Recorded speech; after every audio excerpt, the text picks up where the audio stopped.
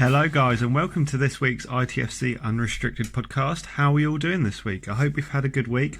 Had a really good week up until Thursday. I put the mini match pod up and thanks to Kevin Hurst for pointing it out. I don't know what happened there, but it cut sort of 15 minutes off it at the end. So it is up there in full now if you haven't checked it out, and I'm sorry if you did hear the first original version and it wasn't in full, but thank you for your support on that as always. But we'll roll straight into the news this week. It's been another busy week, as it always is with Ipswich Town, and we've got yet another league game to talk about, and we're going to get really busy the next couple of weeks. I think we've got 5 games in 2 weeks, I think, starting with today's fixture, and then it's Saturday, Tuesday, Saturday, Tuesday, Saturday, Tuesday, I think. So it's going to be really, really busy. I'll try and be as concise and informative in the same package as I can be across both the normal Sunday podcast as well as the mini match pod. But we'll get straight into the news, and yeah, we'll see how Ipswich got on against Accrington as well. So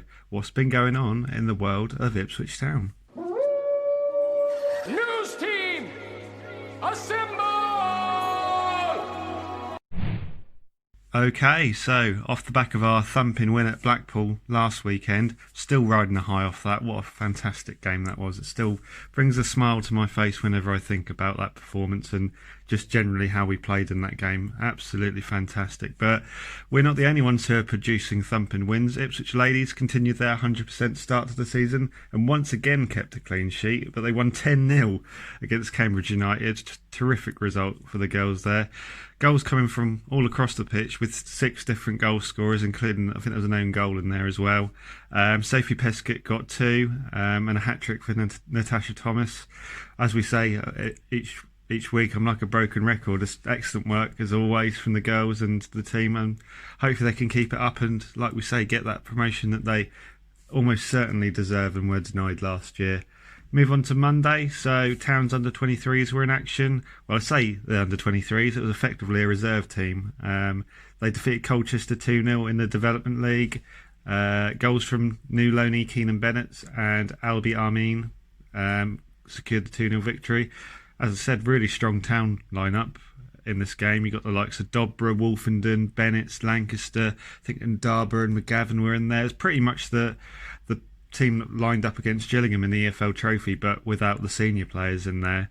So really strong side. I think Colchester probably would have had a bit of a lump in their throat when they saw that team line up against them, especially with players that we've just mentioned who are all first team players, you'd argue. But yeah, I'm sure other than those lads who we all know what they can do, there's going to be a few more in there. Liam Gibbs was playing again, I believe. Tyrese Simpson. There's going to be a few more in there who are going to be trying to push harder and get closer into the first team. And yeah, hopefully for Bennett, he can continue his goal scoring form when he's given the opportunity. Monday also saw Gwion Edwards and Teddy Bishop make the team of the week for their performances in the win against Blackpool. Gwion scored 2 and assisted another, and Teddy Bishop also got a goal and an assist. Really great to see they're being rewarded for their performances. I think Edwards has finally shown that ability, something I've always believed for him to have, and to see him play where he played his best football at Peterborough on that left flank and do what he did on Saturday. It was really pleasing to see, and I just think he needs to add more consistency. I think sometimes his end product is lacking.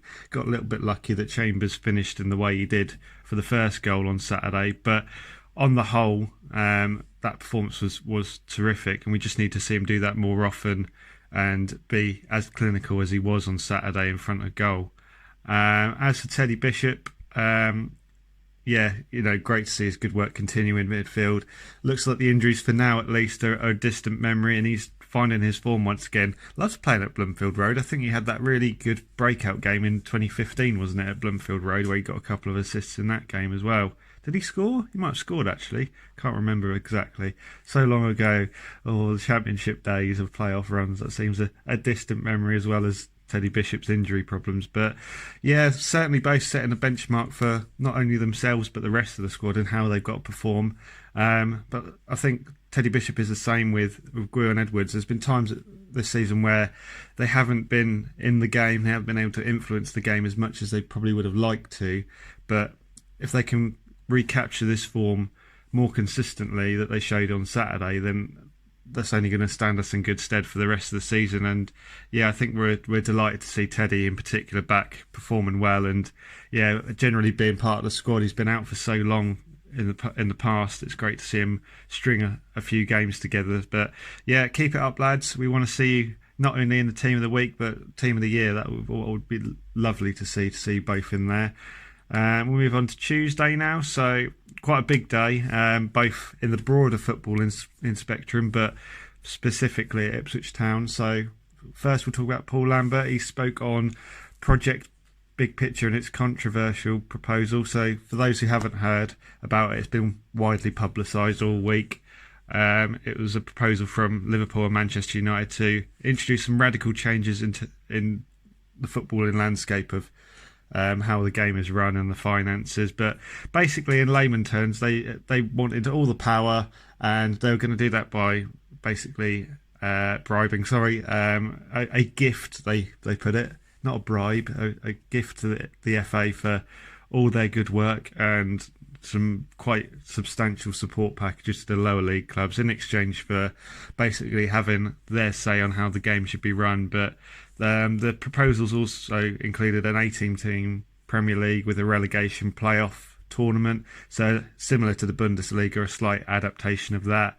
And they wanted to get rid of the League Cup and Community Shield. I think that's in order to have less games, have a bigger impact in Europe on, how they less pressure on the squad and less games to fit in alongside the Champions League and Europa League. But if I'm honest, I'm glad and proud to be a supporter of the EFL clubs, because this is an absolute travesty if this was to have got through. Luckily it didn't, but even being at League One level, I'd hate to be associated with one of these big clubs trying to take more of the pie for themselves and take the game away from the people who make the game what it is. We're seeing these games behind closed doors, particularly this weekend. I've got it on as I'm speaking. I've got the Old Firm derby.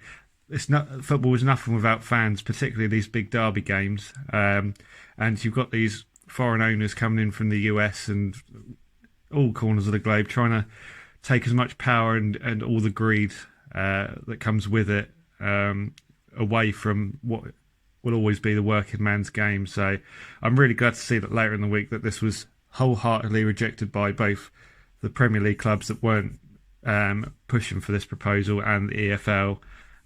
Paul Lambert himself was keen to stress that if change is going to come, everyone has to be involved. The Premier League did agree a £50 million rescue package for League One and League Two clubs, which was, I think, a lot lower than what was being suggested by Liverpool and Manchester United in their big picture project. But Paul Lambert and the EFL themselves thought this wasn't sufficient, and it is just the greed of the Premier League in general. Yes, they don't have a duty to, clubs individually don't have a duty to help finance other clubs, but as an organisation, if they want to be like the Bundesliga in the way that it's run, they could take a few lessons from how the Bundesliga clubs support smaller sides. I think Kaiserslautern, who got in some really difficult financial situation, really big club in German football in the past, in danger of going out of business. I think they may have done in the end, but Bayern Munich did all they could to help them out, organising the friendly to try and drum up support and donating a lot of money to try and help them keep going. That's how these clubs need to support. 50 million is a drop in the ocean for these clubs. They spend 50 million on a player, let alone all the wages that go behind it. So yeah, I'm glad to see that Project Big Picture isn't going anywhere. But yeah, it's a tough time for a lot of the smaller clubs in the division. I think we are quite lucky in our position. As much as I'm not a big fan of Marcus Evans, as you all know from what I've tried to implement in the past, but you look at other clubs who are going to be really struggling. This 50 million, yes, it does help, but it's like bare minimum that the Premier League could help. So yeah, proud to be an EFL club. It's as simple as that. I don't want to be associated with the greed of the Premier League as much as it would be nice to be playing at the highest level. We'll move on to the big news. There's always seems to be one story that gets social media with the pitchforks out, and it was James Norwood yet again. So on Tuesday we saw that he was confirmed to have been charged with a drink driving offence. Norwood, who is currently sidelined with a hamstring injury, was reportedly caught on the day of the Cambridge friendly. I think Stuart Watson said that was on the evening of that game. We all know Norwood's quite friendly with Paul Mullen, who he was with at Tranmere, who's now at Cambridge, so perhaps they had one too many after the game, reminiscing. But he was rumoured to have 58 micrograms of alcohol in his system, and the legal limit is 35 micrograms. So yeah, it's just another incident which quite rightly frustrates and angers a lot of the town fan base. Far too much of our time is spent talking about James Norwood's off-field antics as opposed to his contribution on the pitch, unfortunately. I can understand for many this is probably going to be the final straw, and many will want to see the back of James Norwood off, following this and all that has preceded this. For me, the club really needs to intervene and take some action, whatever the outcome is, whether he is an Ipswich player for a long period of time or his time is coming to an end. They really need to. It's their duty as his employer to ensure that his welfare is protected. I don't want to get into mental health, but we've seen a lot of issues with Norwood in the past 18 months alone. So we need to see them get to the bottom of that. Not only for James Norwood as a personal, on a human level, they just need to. He's their employee. They need to deal with this situation. It's an employee-related issue, and they've got to have their own interest as well as Norwood's interest in hand. And if he isn't going to be with Ipswich, we need to do all we can to protect our investment and maintain as much value in James Norwood as there is. It's not as simple as just getting rid, because I know all the people that are going to say get rid of Norwood in January will be moaning it in a year's time saying, why did we let him go for nothing? It's because we haven't taken the steps to do the right thing, both as a club as well as human beings, which is trying to help James Norwood get back on his feet. And they really need to support and help rehabilitate Norwood, both physically, getting back playing football, as well as emotionally if there is an issue, and find out what the best outcome is for both parties, really. This isn't the first time this has happened with a footballer in terms of a drink driving charge. Isn't the first time it's happened at Ipswich either, but that doesn't excuse any action. What James has done is incredibly reckless and irresponsible for any individual, let alone someone of his status in society. But I hope this incident can be resolved. The court case isn't until December, where he goes to the magistrates, and hopefully he can redeem himself. But the club must do all they can, cover their backs. If they decide James Norwood isn't going to be an Ipswich player for much longer, they need to do all they can to rehabilitate James Norwood and protect our investment in him. So yeah, interesting week, isn't it? But we'll get on to more pressing matters, the matters in hand on the pitch. Wednesday saw Town's EFL Trophy game moved with Crawley to a 7 p.m. kickoff. So that's a game next month. I care so much about it, I've actually forgotten to put the date on my notes here. But yeah, we've seen this quite a lot. I think Doncaster next week is also a 7 p.m. kickoff. So yeah, we've seen quite a few of these games moved. I guess it's just they haven't got to worry about fans getting in, get the games done a little bit quicker without having to hang around too late at night for at football grounds up and down the country. But we'll talk a little bit about Doncaster once we've reviewed the game against Accrington that was played yesterday. But yeah, we're currently second place in our EFL Trophy group, level on points with the side we beat in the last matchup, Gillingham, but we're behind Arsenal's under-21s who've got maximum points. They beat Crawley in midweek. So yeah, I don't care about the EFL Trophy, let's be bloody honest. Thursdays are back ahead of a really busy transfer deadline day. It was finally here, which saw Ipswich do no business whatsoever. I think we could expect that, but on the whole we've had a solid window. I think we said last week, all the reasons why I thought it was quite a solid window, and I don't think there's too much to complain about. Another striker probably would have been the icing on the cake, but I think we've recruited well in the main, got in players where we've needed, and actually got some quite, I'd say, specific skill sets into the squad. You've got the likes of Ward coming in as an experienced head. Hawkins is that big support striker that we haven't had for a number of years. So it's really good to see them come in. The loan signings, yet to see them yet, but I think they've come with good pedigree. But yeah, another striker would have been nice, but hopefully the options we have got can help fire us towards promotion and keep us at the top of the table. But it's Friday, got to get down on Friday. Everybody's looking forward to the weekend, and we all know what Fridays are about. It's another Paul Lambert press conference. He's joined by Loney Keenan Bennett in what was a really positive press conference, to be honest. A lot of praise for Ollie Hawkins and Luke Chambers, in particularly how they've started the season. I think both have been really good and deserve the praise that they're getting, but on the whole, the team has been fantastic. I don't think any of us can really complain too much. MK Don's game aside, we've been really good, really positive this season. Hawkins, I think he's done everything right so far, just needs to be a bit more of a threat in the box and add goals to his game. We haven't seen it yet. That may have changed as I'm speaking with the game later on today. And then Chambers gone back to playing right back superbly with Kane Vincent-Young not being there, and he topped that off last week with a fantastic goal, and the assist was pretty good as well. Obviously Edwards doing all the hard work at the other end of the pitch, but a great diagonal switch right onto Edwards' foot, and yeah, really good afternoon.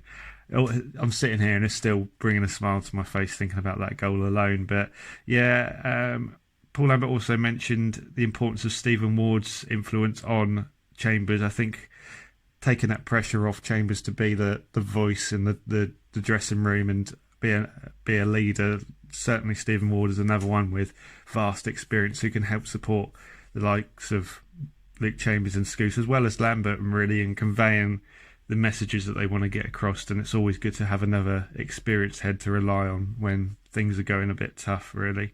The biggest news I'd say at the press conference was the news that Armando Dobra has rejected the opportunity to go out on loan. So I think Crawley came in for him, so our EFL Trophy opponents next month. He said he wants to fight for his place and prove his worth in what is already a really competitive squad full of quality. And I absolutely love this confidence from Armando. You all know my feelings on him. I think he's an absolute terrific player, and I really think he's going to have a big future. I don't think that'll be at Ipswich Town, unfortunately, but we'll have to enjoy him while he lasts, and hopefully he can actually get his opportunity this season to prove himself to Paul Lambert and prove that he didn't need to go out on loan to make an impact this season. I think on paper this looks like it's probably not the best move in terms of his development. He could easily have gone to Crawley, who had Bez Labala last year, who didn't feature against us for Blackpool, but had a really good year with Crawley, had a lot of freedom to express himself. I think Armando would have thrived in that environment, but you can't doubt this guy's confidence, and whenever I've seen him, I've been impressed for him. You know, as soon as he takes that step over the white line, you know that he's going to do something on that pitch. We've seen him get red cards, we've seen him score absolute worldies, we've seen him make players look silly. He will do something 9 times out of 10 when he gets on the pitch, and I really hope we see more of that. There's going to be more opportunities down the line. He did feature in yet another under-23s victory, an absolute barnstormer of a game by the sounds of it, where Tamworth 3 goals down to Birmingham City and then ended up going to win 5-4 at the final whistle, with Zach Brown getting a hat-trick and Brett McGavin scoring a couple of penalties. So I'm sure not only Armando are looking at the first team, but a few of them lads, particularly Zach Brown, who's not really been anywhere near the first team. If he's scoring a hat-trick against quite an established club's academy, you know, he's going to be chomping at the bit, and I think a lot of them will be looking at that Crawley game in November in the EFL Trophy as another opportunity to get first team minutes and put themselves in Paul Lambert's mind. Another little bit of Friday news. This will just be the last tiny little bit of news. Barry Cotter has rejoined Chelmsford City on loan until January, so well done to Matt, view from the U2 if you don't follow him on Twitter. He dug this out before the club had released it. I think there was a little bit of crossed wires between Chelmsford and ourselves about getting this announced, but Cotter had been there on loan previously. They're in the National League South, but he got recalled to feature in a couple of cup games for us last season, I think it was.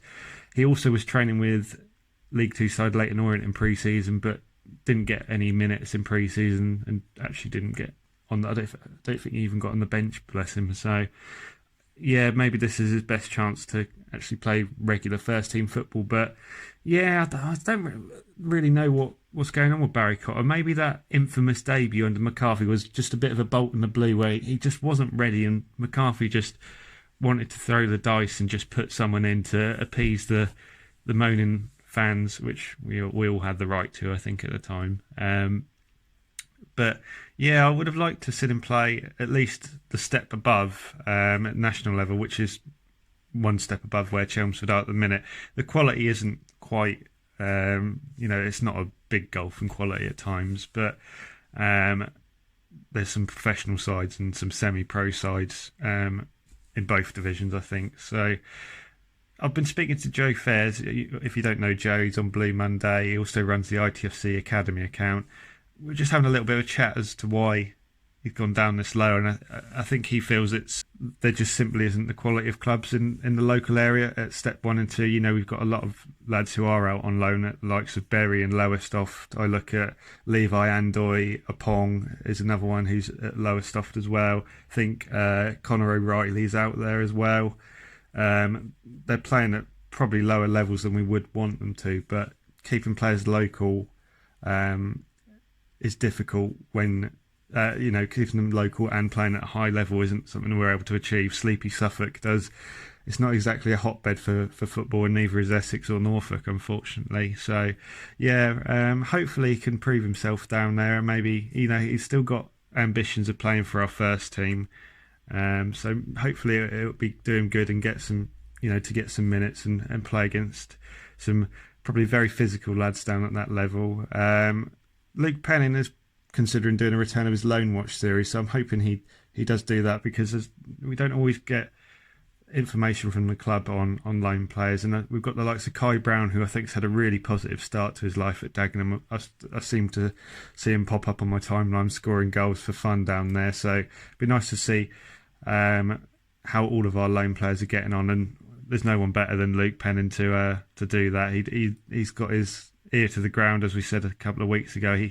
He seems to have all the news and knowledge before anyone else. So I really hope he does get that going, because I really want to see how these young lads are getting on. But that'll do us for the news. So a little bit concise this week, but we've got a busy spell coming up, and as we've said, the games always take priority. So we'll see how we get on against Accrington Stanley, the ultimate underdogs of English football. I think many would perhaps write Accrington off on paper. We've probably done that twice already, and that's come back to bite us. But as we all know, and we know from the past, football isn't won on paper. And we looked at Accrington in a bit more detail on Thursday, and they've started the season really well. So it's not going to be an easy afternoon. I think a lot of people are underestimating John Coleman's boys, and I think hopefully they haven't sprung a surprise on us once again. But there's only one way to find out.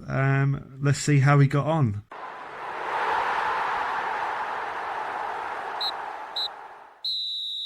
Right, final score: Ipswich Town 2, Accrington Stanley 0. We got there in the end, didn't we? It wasn't looking likely in that first half, but yep, Town still top of the table.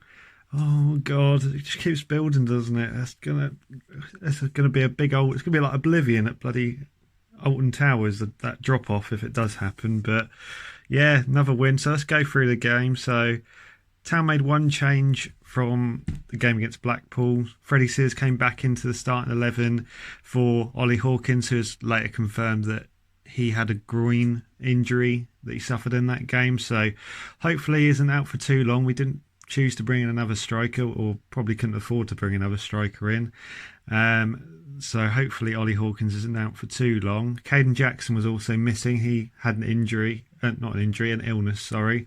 So that meant Alan Judge started as a false 9, which, yeah, it went about as well as you'd expect against a side that had about 4 6-foot plus centre-backs in their lineup. Yeah, it was a really edgy start, I think. Accrington, very aggressive and pressing really high. And they made such a positive start, forcing corners early doors and generally getting a lot of crosses into the box as we were expecting from him. Not getting on the end of them, but causing real hassle for our defence. And yeah, we really did struggle to deal with that.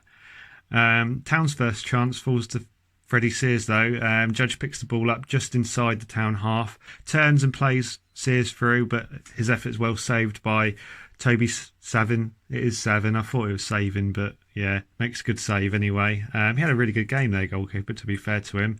And yeah, from there it was a bit like a long distance Blair Witch project. There was a lot of scary moments for Town at the back. A very shaky camera, but yeah, Toto Enciala's poor header back towards Thomas Holy is intercepted by Colby Bishop, but he can't put his chance away.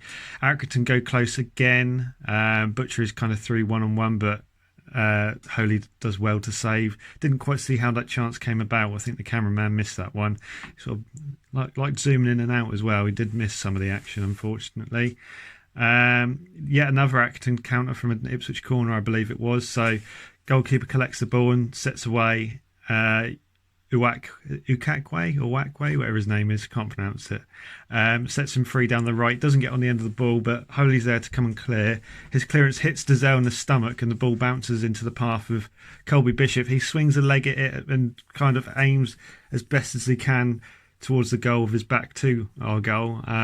Luckily for us, it just goes wide. But yeah, it was really some awkward moments at the back. Not really what we'd expect from what has been quite a resolute back for us for most of the season. But we really struggled to get the front three into the game.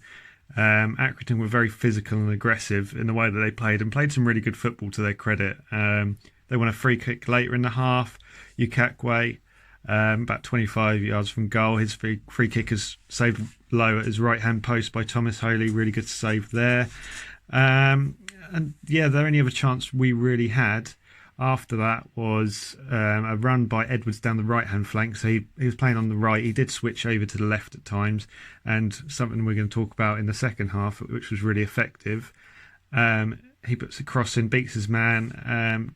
The cross isn't cleared by Accrington, and Sears is lingering there, able to just get in and nip a shot away, but it does get saved again by Savin and goal to force another corner. And then after that, there was a few long distance efforts from Accrington. Keneally and Pritchard having some efforts which weren't really ever going to test Thomas Holy. They flew safely over the bar, but yeah, not a great first half. It was really troubling. I think a lot of us are very worried, and especially on the news that Judge was going to be starting as a false nine. I think that really didn't help the general feeling of Town fans that we thought we weren't really going to look likely to score in that second half after that first half performance. But yeah, we really struggled to get not only Judge but Sears and Edwards into the game. And I think the problem we had was Judge was dropping so deep to try and receive the ball, which meant Accrington could press higher, could set the defensive line a lot higher and keep the pressure on us. And that really stopped the midfield from being able to play as well. So yeah, Accrington themselves were very well organised and aggressive, but credit to Town, despite some sloppy defending which they were unable to capitalise on, we were able to limit them to shots from range, which didn't really test Thomas Holy. So really worrying first half, but to Paul Lambert's credit, he does make some changes. So Sears becomes the lone striker and Judge moves out to the right with Edwards on the left, and starts a lot better for Town, far more positive and maintaining possession well. A really good spell of attacking pressure at the start of the half. Sadly doesn't lead to an effort to test the goalkeeper, but I think we actually showed a lot more in what was an opening sort of 2-minute spell than we had in the whole of the first half. First chance falls to us. Bishop turns Keneally and the referee. The referee kind of getting in the way. It does give Teddy Bishop that extra couple of yards to get his effort underway. So he unleashes an effort from about 35 yards, but it does fly past the right-hand post of Savin in goal. But after this, Town lead on 55 minutes. Kenlock into Dazelle. He finds Sears. His pass isn't the best. Bubbles for a couple of legs. I think Sykes and Hughes. Big Sykesy, as Mick Mills liked to call him. Made me cringe every time he said that. But Edwards is able to pick the ball up, create that extra yard of space, and he fires across the keeper into the bottom right corner of the Accrington net. And yeah, goal number 5 for Gwyn Edwards. Terrific start to this season. And yeah, we all knew it had it in him, but yeah, Gwyn Edwards as a left winger, there might be something in that, you know. That's going to be a running joke. I just keep going on. It's amazing that it's took this long for us to find that out, but yeah, really great to see. And I think after that, that really stood us in good stead to go on and win the game.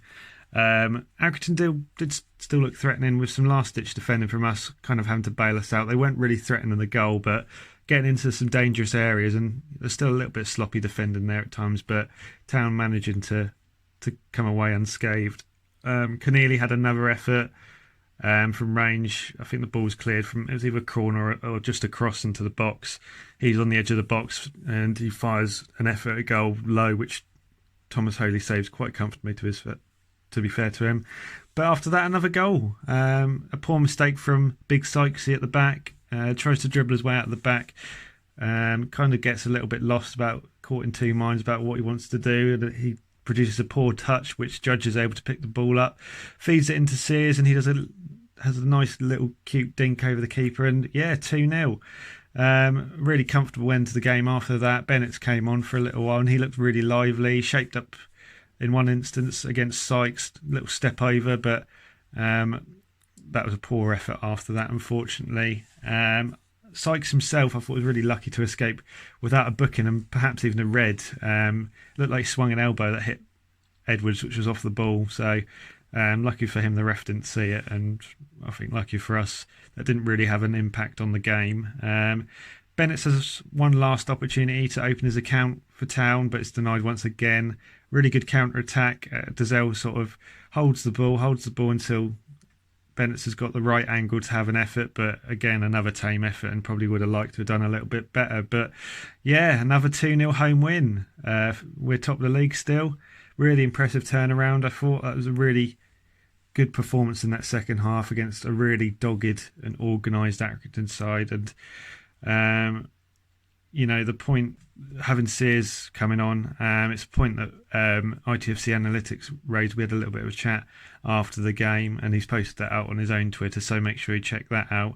I think credit to Lambert, the tactical changes that he put in really did work. Having Sears as that focal point where he was able to stretch the Accrington defence a little bit more, get that separation between the midfield and the defence and help stop Accrington being able to press us so high up the pitch. Edwards against Sykes was a really good a mismatch. Sykes is a good defender, but Edwards this season seemingly has got the afterburners in full operation and able to be a real threat. Like you said, I think when he first came, this is what he wanted to do: beat players, use his pace to create and score goals, and he's certainly doing that this season.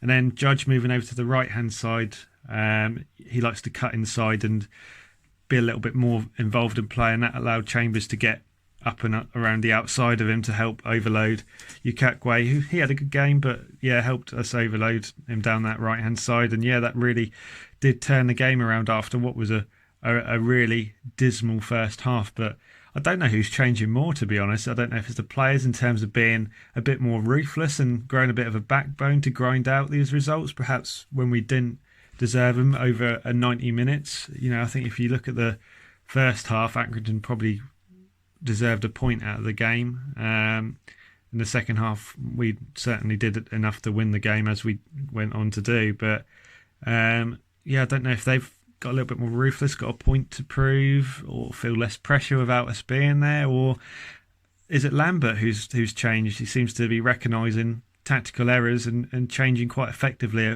MK Don's game aside, he made a good change today, and we've seen some good substitutes over the week. Bristol Rovers was a good substitute in that game, which helped change the tide of the game as well. So whatever it may be, long may it continue. We've got a tough 3 games to come, though, 3 games in a row. So we've got Doncaster, who we're going to talk a little bit about in a little while. We've got Lincoln next Saturday, and then we've got Gillingham the following Tuesday before. I think we've got Crewe after that. So no disrespect to Crewe, but you'd say these other 3 games are a bit more high profile than that. But yeah, it's certainly going to be a big test for the squad in the coming weeks, and hopefully these injuries aren't going to be too severe, particularly to Hawkins and and Jackson. But yeah, long may this form continue. This attitude from the boys, this ruthlessness, doggedness, being able to churn out these results. Long may that continue. So we'll finish up before we talk about Doncaster with the player ratings, as we always do. Remember, these are always out of 10. If you think I've got it completely and utterly wrong, then come and feel free, shout at me on Twitter. I'm a big boy, I can take it. So Thomas Holier gave him a 6, a little bit shaky at times. Parson wasn't particularly great at the back, especially in the first half. Not that he had a great deal of options to aim at with Judge up there. How tall is he? 5'5". Yeah, not a great option up there. Chambers 7, really solid again. Did well against a really attacking, tricky player down that left-hand side for Accrington. Enciala 7, nearly screwed it up at the start, but once again, he always redeems himself in the second half and a good performance. James Wilson gets a 7 as well. Like, I'd say exactly the same, a little bit sloppy in the first half, but redeemed himself in the second. Miles Kenlock, he gets a 6. Didn't really have a great deal to do today. They played Michael Nottingham there, who's the centre-half, so he wasn't really getting us forward as much as Ukakwe on the other side, but didn't do anything wrong, but didn't have a lot to do and didn't always get forward quite as well. Andre Dazelle gets a 7. Really pulled it out the bag in the second half. Thought he was a little bit overwhelmed by the pressure put on by Accrington in the first half, but dropped a little bit deeper at times to get the ball and actually drove forward really well in the second half, which created a lot of opportunities, and he was involved in the opening goal as well. Emir Hughes gets a 6. First half was very absent, not really involved in the game, but upped his game in the second half. I gave Bishop a 6 as well for exactly the same reasons. A little bit absent at times, but again improved as the game went on. Starman, he plays in blue and white. His name is Grion Edwards, and he's dynamite. Gets an 8. Really good performance once again. Always looking a threat, most threatening out of the front three, and another superb finish to add to his goal scoring spree that he's on at the minute. Alan Judge gave him a 6, maybe a little bit harsh. I think he struggled at times being the lone man, not all his fault, but yeah, would like to see a little bit more from Judge, particularly in the second half. Wasn't always involved as much as he did set up the second goal. And Sears gets a 7. Had the best opportunities. First half was a little bit wasteful, but a really good finish in the second half. Boosts him up a little bit. And then the subs, Nolan gets a 6, Bennett gets a 6, and Simpson, I gave him a 5 here. I usually don't give him a rating, that's a bit harsh, sorry Tyrese, but yeah, subs didn't really have a lot to do, a lot to influence the game. The game was kind of won by the time they came on. As for Accrington, 6 out of 10 for them. I thought they played really well in the opening part of the game, certainly on top in the first half with their aggressive pressing and quite direct play, but played some good football as well. I think on paper, looking at their squad and the size of their squad just in the lineups, you'd thought they were going to play a lot of long ball football, which they did, but they are able to play football as well, and did have some good spells of pressure, particularly in the first half.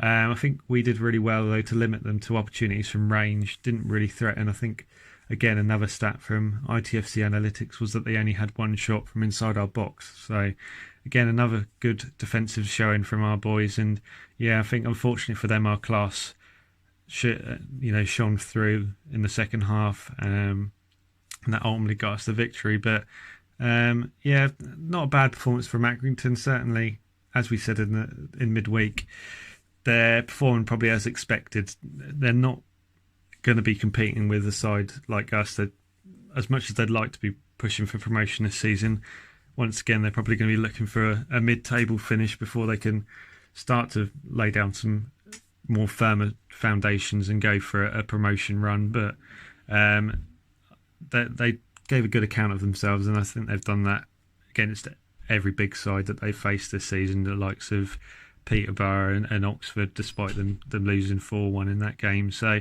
yeah, take nothing away from Accrington. Really big fan of them. Really like Colby Bishop. I wouldn't be averse to having him at Portman Road at some point if he can kind of recapture his form from last season. But yeah, well done Accrington, but sadly not good enough once again. So yeah, top of the league, and we'll have a quick little look at Doncaster now. So we play them on Tuesday, 7 p.m. kickoff. That's at the Keepmoat Stadium. We could only muster a 0-0 draw of them at Portman Road last year. One of the sides we only were able to play once with a stoppage. But I thought they were really good down at Portman Road last year. Our first real big test. I thought they actually really pushed us right to the end, and I think it was until Kenlock had to intervene at the last minute that we actually were able to come away with just a point from that game. We were lucky to come away with that point as well. But I'd say out of the opponents we've faced so far that this is going to be the real tricky test once again, particularly with the injuries we've got. And like I said, I hope the injuries to Hawkins and Jackson don't add to the ones that we've already got. Hopefully they're able to return to the bench at the very least. But Doncaster defeated Portsmouth yesterday, 1-0 victory at Fratton Park, which is no mean feat, as we know how difficult it can be down there. They haven't started the season great, Pompey, but always a good side at this level. And Doncaster themselves sit in 7th in the table. They've got 3 victories, 1 draw and 1 defeat. They've only played 5 fixtures though. I think one of their games against Crewe was called off. In those victories, obviously they've got the Portsmouth victory there. They've got impressive wins, 3-1 and 4-1. Away at Charlton and at home to Bristol Rovers respectively, and that just shows how dangerous they can be. They've got a wealth of talent in that squad, really high calibre League One players. I think you look at the centre-back partnership between Tom Anderson and Joe Wright, for me it's probably one of the best in the division, really showing that the consistency of that squad, where Doncaster don't have the biggest squad, but having that spine that runs through the team is really evident, and Anderson and Wright are the base of that. Ahead of them you've got workhorse Ben Whiteman, probably one of the best midfielders in the division. Certainly probably deserves to play in the Championship. And they've got the impressive Magic Gomez. He's got 4 goals already this season from midfield. So you see the spine of their team. Coppinger's there, still there. I think he's been there 47 years now, it seems. Always a threat. You've got the likes of John Taylor, who plays out wide, really tricky little winger. They've got a really good squad. They just lack the depth at times. I think similar to us though, goals from the strike force seem a little bit absent at the minute. They've got Fajiri Okunbire. He joined from Shrewsbury in January. He's had a bit of an injury hit time there. I think he has scored this season, but they want to be getting him fit and firing a little bit more frequently. They've got Tyrus John Jules in as well. He joins from Arsenal on loan. He'd been at Lincoln last year on loan with Appleton. I think he has scored this season as well, but again, another one that they want to get firing more goals into the back of the net for him. But yeah, I'd say we come up against a really well coached and resolute Doncaster side. Darren Moore's a very good motivator, perhaps not the best tactician, but a really good motivator. You saw it at West Brom, as much as they got relegated. I think that was in, was that 17-18 or the year before, 16-17 it might have been. They were fighting for their lives, as much as it was to no avail in the end. He managed to really turn them around and get them playing some decent football towards the end of that season. And yeah, they line up with a 4-2-3-1, so quite a robust system, a variant on the system we're playing, and a formation we have used at times this season. In particular, we used it in the second half against Blackpool as well as against Gillingham in the EFL Trophy, so wouldn't be surprised if we do match them up as well. But they've proven, just like us, that they don't need a striker to score their goals, and they can win convincingly without a goal scorer in their squad. Goals coming from all over the park, as we've seen Magic Gomez scoring. I think a couple of defenders have got goals. Reece James got one today. Joe Wright has scored as well this season, so there's goals coming across the park for them. And yeah, I think for us to go up to the Keepmoat Stadium and get a win would be a really early marker for our promotion credentials. Doncaster are more than capable of competing in the playoffs this season. Like I said, they lack the depth, perhaps the challenge beyond that, but they'll be well up for this game, and it'll be a big scalp for them, and they'll be wanting to continue their solid start to the season. But Town can do it. We've seen it this season that we're quite resolute and in our own right to be able to go and get a result, and I think for us to go and do that against Doncaster would be a really early marker, like I said, for our promotion credentials, if we are going to go up this season, these are the sort of games we need to go and win. So yeah, we'll see what Tuesday brings. Unfortunately, unable to do it. I haven't got the time to do it as quite a comprehensive preview as we do in the mini match pod. But we'll be back on Thursday with a review of not only the Doncaster game but a preview of the Lincoln game, who are also flying high this season. So yeah, we'll enjoy it, won't we? We're top of the league for the time being, but will we still be saying that on Tuesday? We'll have to wait and see. Right, that'll do us then, guys. Thank you very much for listening once again to the ITFC Unrestricted podcast. Make sure you follow, subscribe, download, all that lovely stuff that helps grow the podcast. We're doing really well. Barring any technical difficulties like we had this week, we're still growing, and I'm really enjoying putting this content out there for you. I'm glad to see you're enjoying it as well. We'll be back on Thursday, as I said, with the mini match pod, and then we'll be back on Sunday, as always, at 6 p.m. for yet another ITFC Unrestricted podcast. But yep, enjoy the rest of your week, guys. Once again, another win to take into the new week.